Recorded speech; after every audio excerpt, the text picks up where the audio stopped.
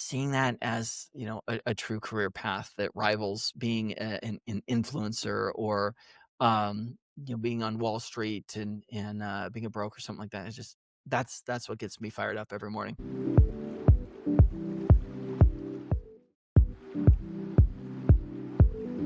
Hey, everybody, and welcome to my show. My name is Tiffany Alexander, and this is Unveiling Journeys. I am so excited for you today. Welcome, by the way. I want to tell you why you're here. I love people so darn much, and I meet some of the coolest people I've ever met. And I want you to meet some of the coolest people I ever met, which is why the show was born. But let me just tell you how and why I make all of this happen. When I meet people and they're phenomenal, I'm like, wow, can I meet more people just like you? And if they're their peers, then they'll say, sure. Yeah, here's a guy. What do you need?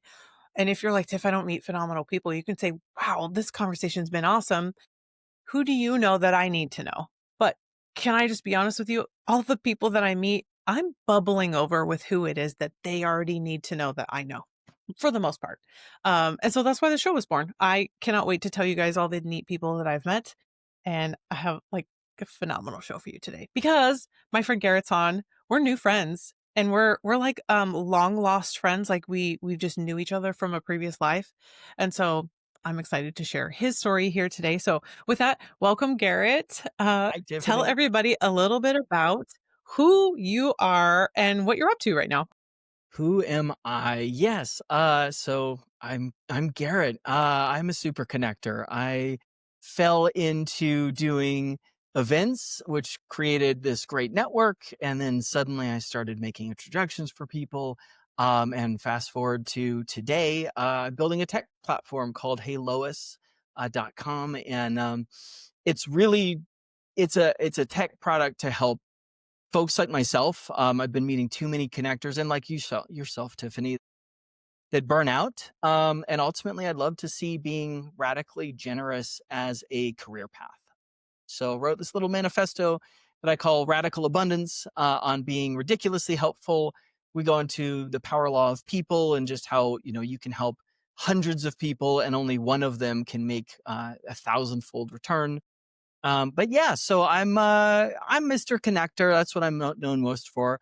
I'm also a venture partner at Entrepreneur Ventures, which is a venture capital firm in partnership with Entrepreneur Magazine. And then I'm also on the board of this foundation called the Started Up Foundation that helps about 12,000 students every year in high school students in Indiana get plugged back into education. And so those are my big three things. Connect a lot of folks, do a lot of little events, and just like yourself, I get blessed to meet great people, and it's a lot of fun. I freaking love this so much. Okay. Since I've met you, I have a regular vocabulary word in my language. And people are like, Tiff, what are you doing? What are you up to? What's the deal? And I'm like, I am operating and leaning into this life of radical abundance. And if you guys want to know where I got it from, it's from Garrett. It's Love because it. his manifesto to read the idea of all of this, I felt like I was living it as best as I could. But when you have other people that live it deeper and bigger, it just grows you beyond capability. And I, I agree. Like I'm going to help 1,000 people just because I'm going to help 1,000 people and get nothing out of it and expect nothing out of it. And then you like remember 1,001 all of a sudden, like, right. The seed got fell on Everything fertile ground. Right. changes So, in the best um, way.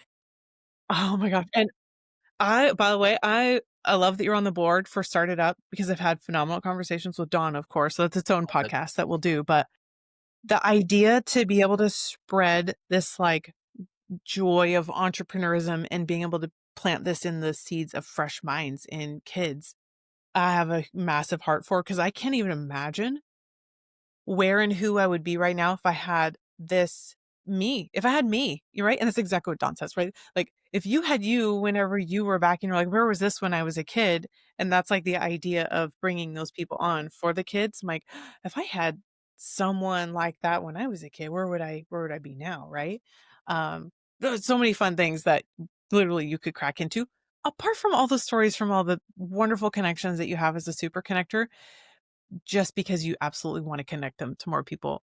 I cannot get enough. You are the epitome of my show of like the reason, the goal, the purpose. You're living it wonderfully and I wish I would have made this some sort of like gold level like the episode number. Like, you were the episode. This is the best episode. No matter I what, am no matter honored. Boy, who's I hope I before, can who's live up to after, that this one. is That's the best one. Oh, yeah, we don't have to tell everyone else.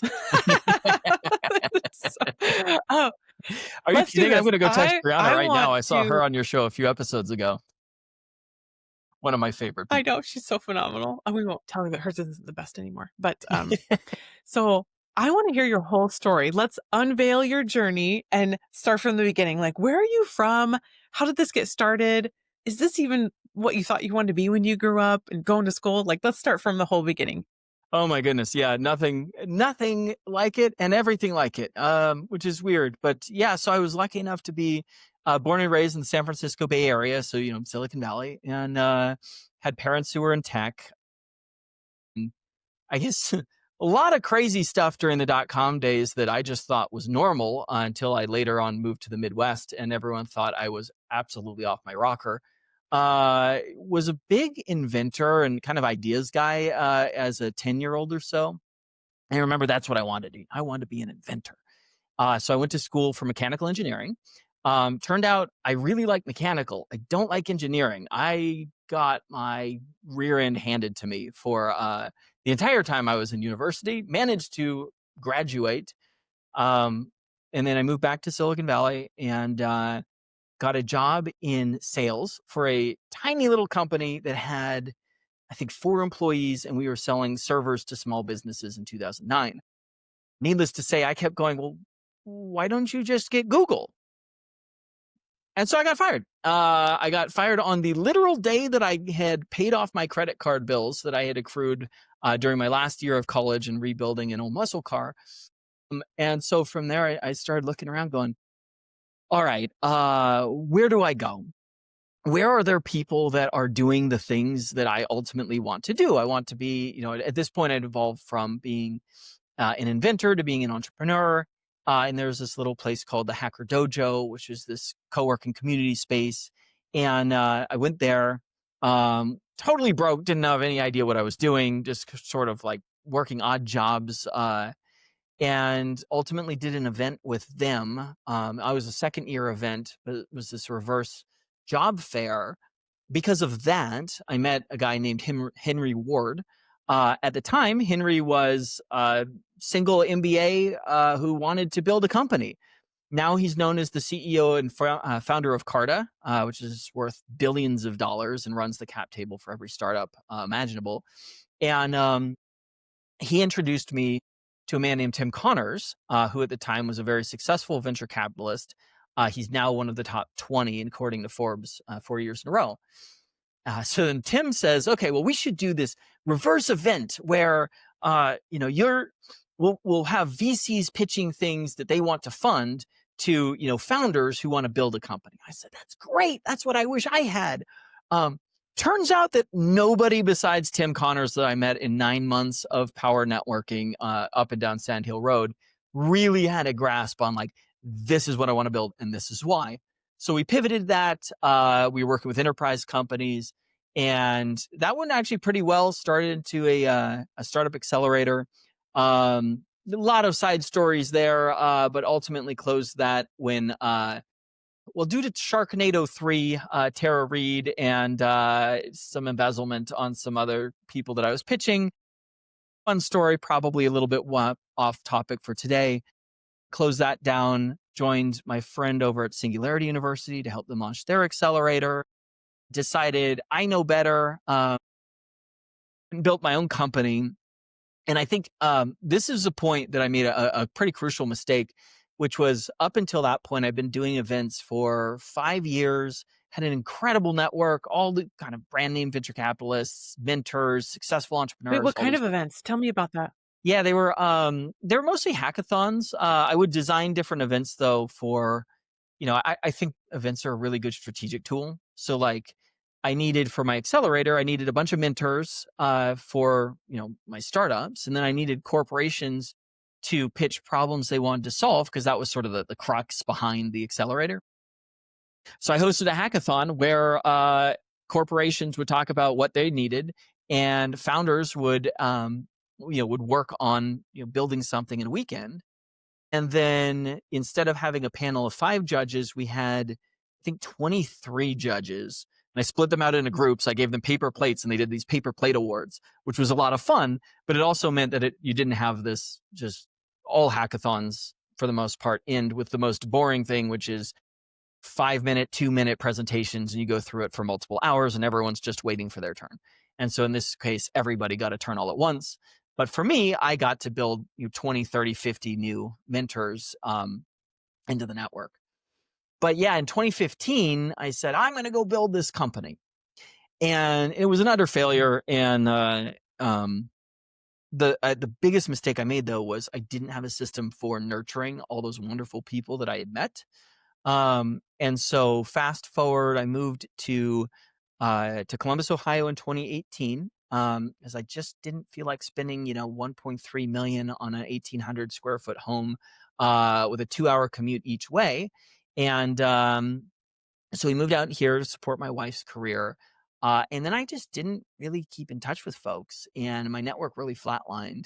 That was about 7 years, or sorry, that was about 4 years until 2022, when Tim Connors again called me up and said, hey, let's do an event. And I thought, no, actually, hell no. Actually, the last time I said yes to Tim, my career went from absolutely dead to rocket ship. My career is kind of back in that flatlines. Take a page from Richard Branson and screw it, let's do it. Hosted that event. It went really well. And in the process of that, I reconnected with a person who had made an introduction 4 years before. She said, Garrett, you're the reason that my company exists. I said, what? Spoiler, her company, she sold for $660 million. It was a long story of like, hey, this introduction led to here, here, here, here, here. But if it wasn't for that starting point, I wouldn't have gotten connected to that firm and this wouldn't have happened. I wouldn't have this company. And I thought, wow, two things. First, I thought, man, that puts the amount of enterprise value I've driven to over $1 billion, and I have a bottle of wine to show for it.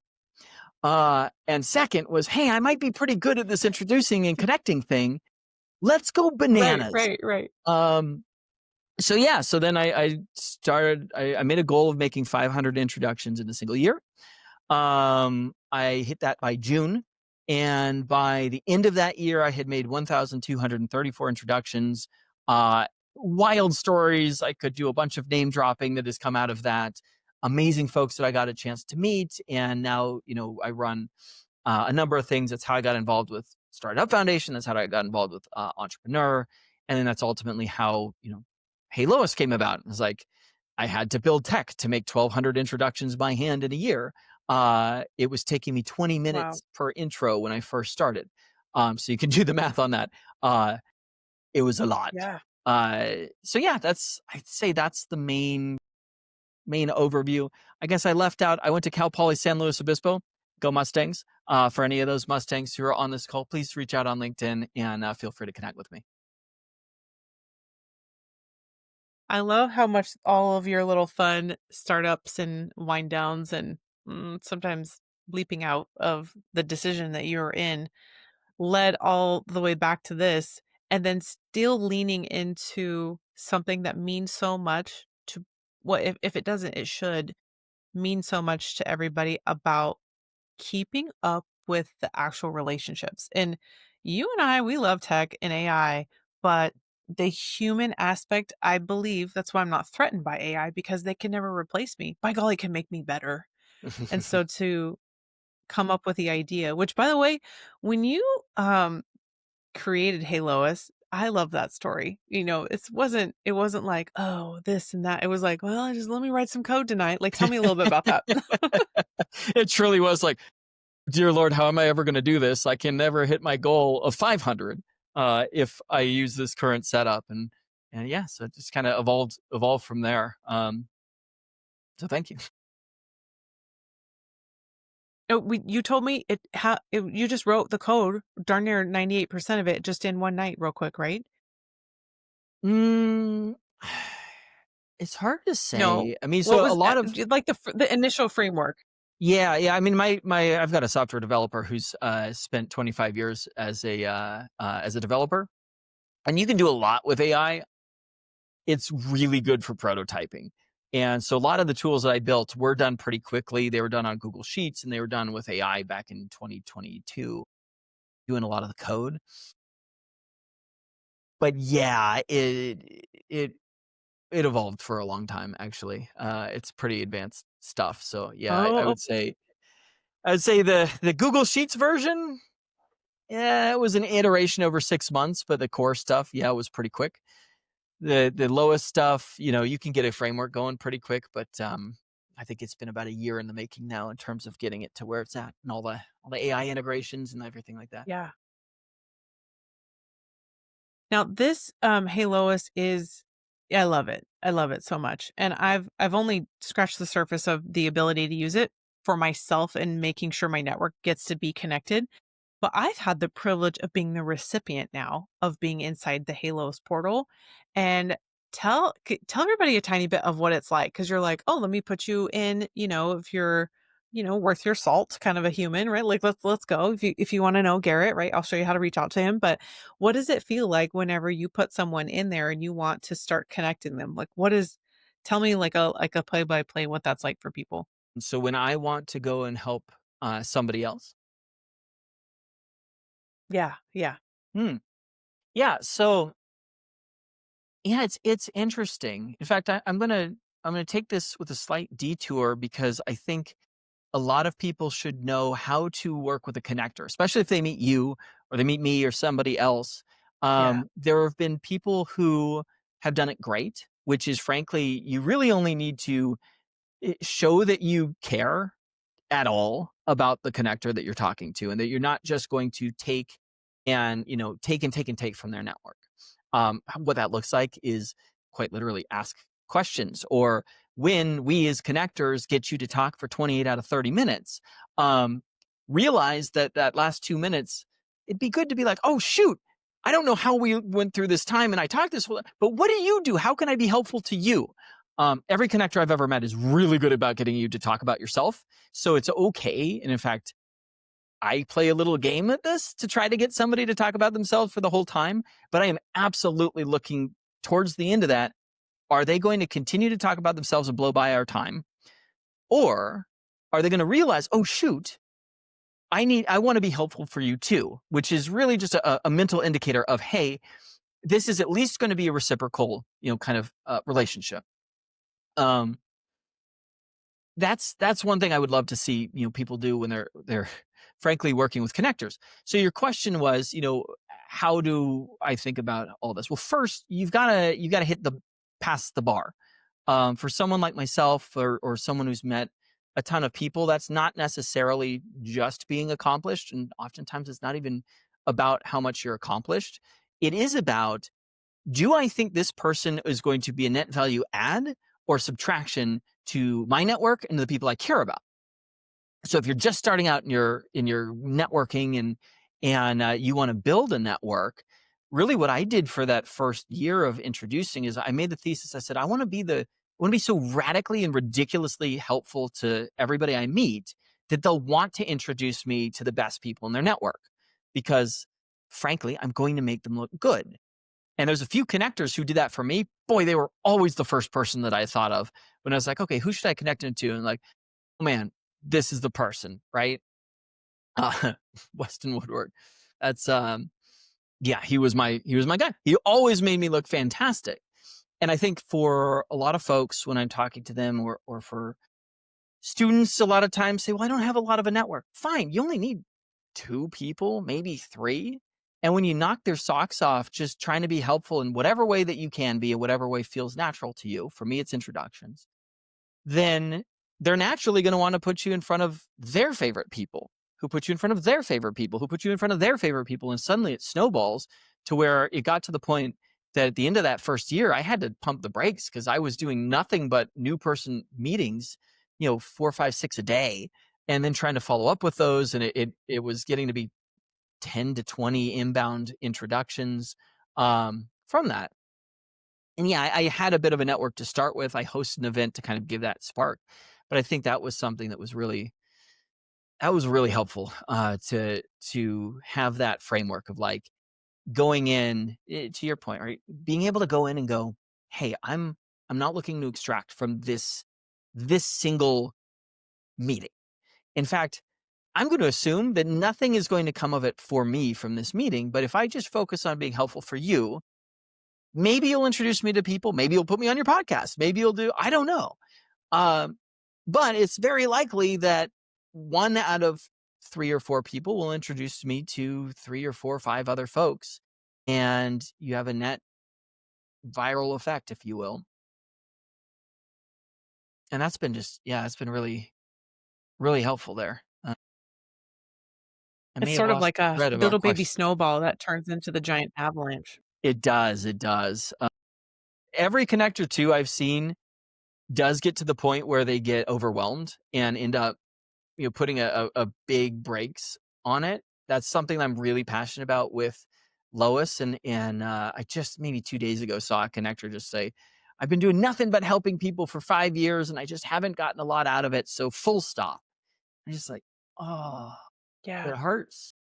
But yeah, I know. it's a lot of work. It hurts because he's one of the greats, you know? It's like, "No, please, can I Exactly. help you?" Immediate email back from all the greats in there. Man, um, yeah, so, preventing burnout to utilize tools at your best to keep you your highest and best for doing what you're doing, which you figure that out. Like, I love being in front of people, but the whole, like, follow-up with this choo-choo train of, like, nurturing them is like, "Well, crap, unless I can get them all in a room together to pour into them in the way that I can, Mhm. the ability to relinquish some of those tasks that could easily be done by a systematic approach, like the way that yours is, you're like, "Hey, Tiff, you said you wouldn't mind meeting someone like this, or this."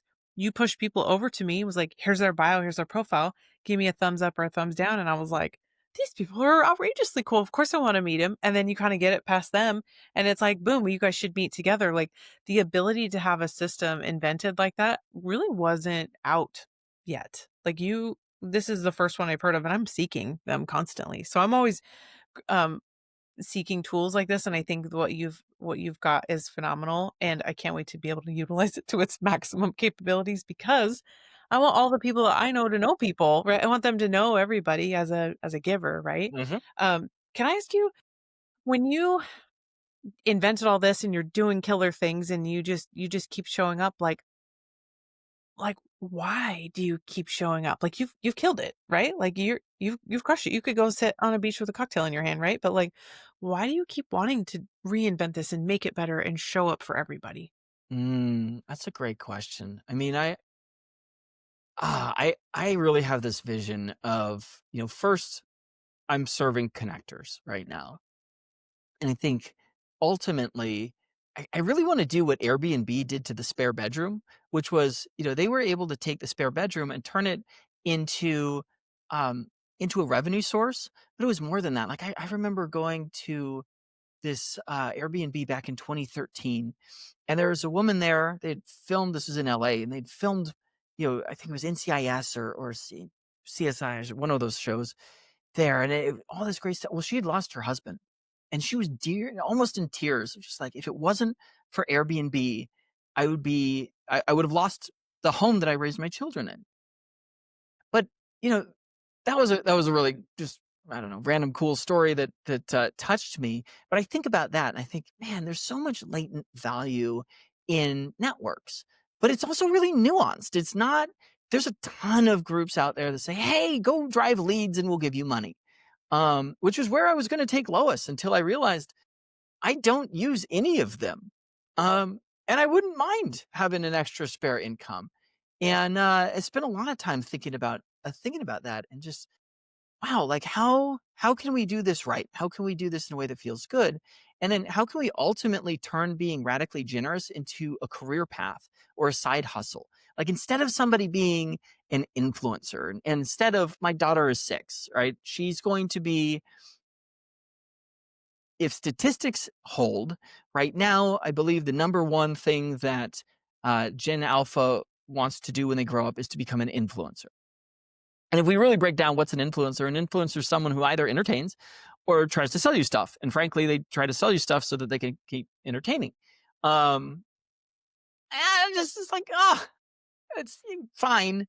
But man, there's so much Right? more good that we can do in the world, right? So I'm super passionate about that, about making generosity into a career path, and about just like being able to help people with their biggest needs and be able to get enough out of it that you can keep pouring into it without having to look at every transaction and every interaction and track all of it down, just all of the back end stuff that is frankly why a lot of connectors end up burnt out, which just it Yeah. just breaks my heart, because there's just so much value. I really think that connectors are a humongous engine for just what makes the world tick. And so, yeah, I'm passionate about that. I mean, yeah, money's great.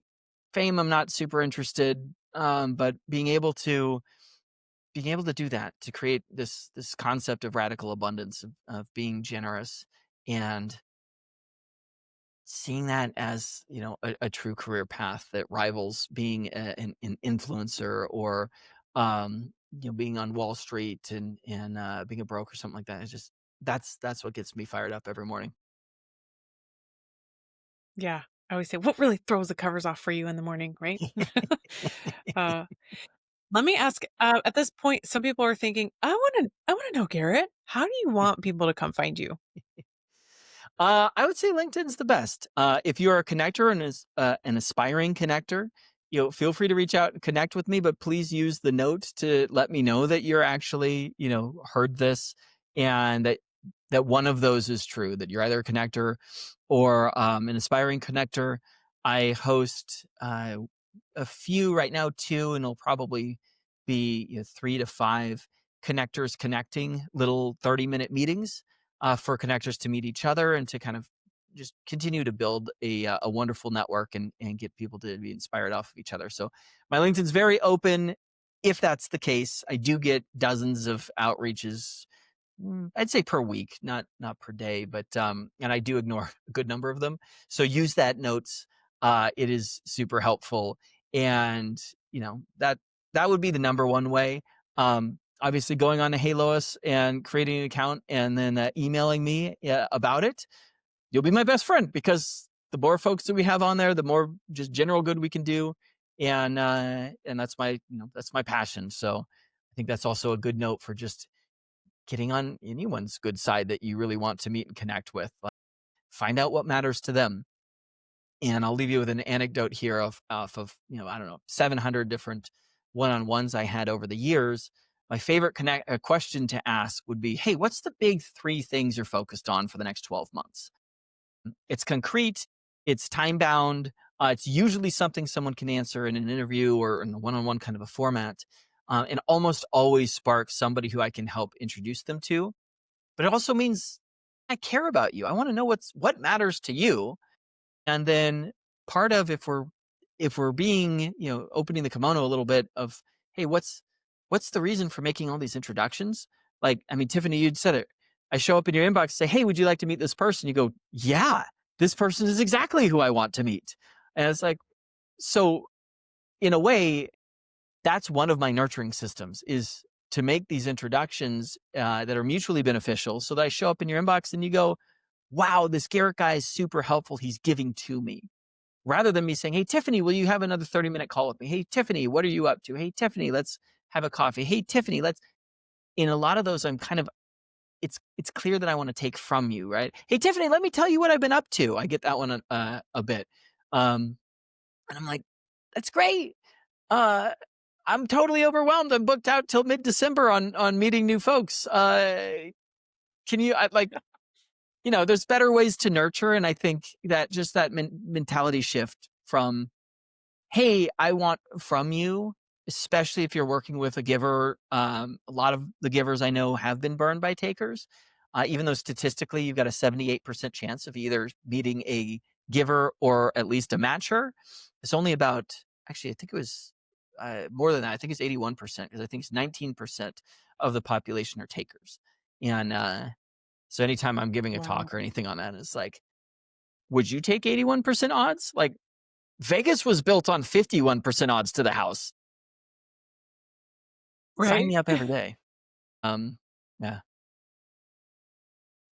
It's crazy to think that the 19% make up for what the 78% don't ask for.